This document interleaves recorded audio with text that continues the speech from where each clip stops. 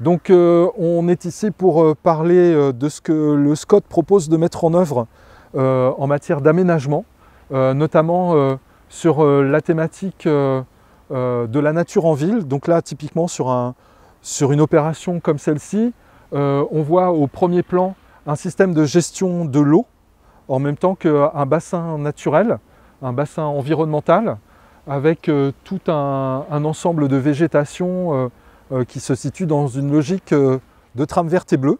Et donc on voit qu'en un seul et même lieu, on arrive à résoudre plusieurs choses, à la fois la gestion de l'environnement, mais en même temps la gestion de l'eau, la gestion hydrologique. C'est aussi un espace de nature et de loisirs, puisque vous voyez de quoi courir, de quoi se promener.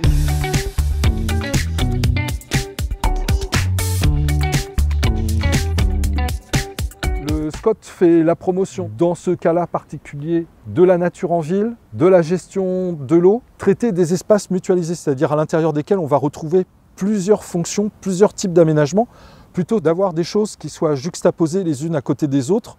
Là, en l'occurrence, c'est en un seul et même lieu. On a un aménagement harmonieux parce qu'il développe un ensemble de réponses en un seul et même endroit.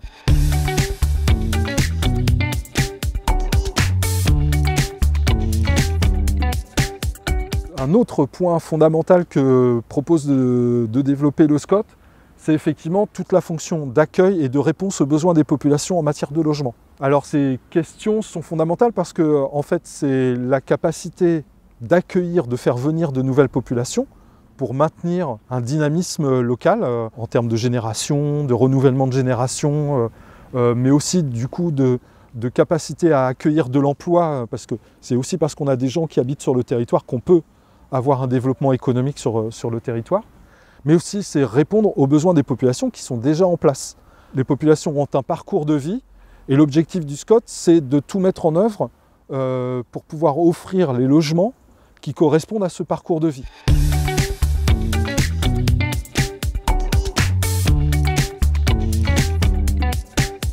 L'enjeu autour du logement, c'est l'enjeu de la ville solidaire, c'est-à-dire que le SCOT dit également que l'offre de logement doit répondre à des principes d'intégration. Donc l'intégration, c'est l'intégration jeune-vieux, hein, c'est la cohabitation entre les générations, mais c'est aussi la cohabitation entre des populations qui ont des difficultés et celles qui n'en ont pas.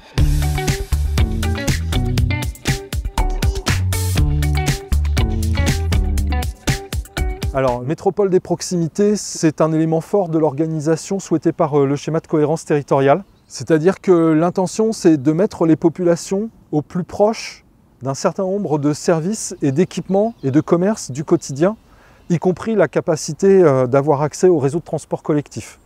Donc ça, c'est vraiment le principe fondamental de la métropole des proximités. Et donc, c'est de faire en sorte que toutes les populations déjà présentes sur le territoire et celles qui vont être accueillies en plus à l'intérieur des opérations vont pouvoir avoir ce niveau maximum d'accès à l'ensemble de ces équipements.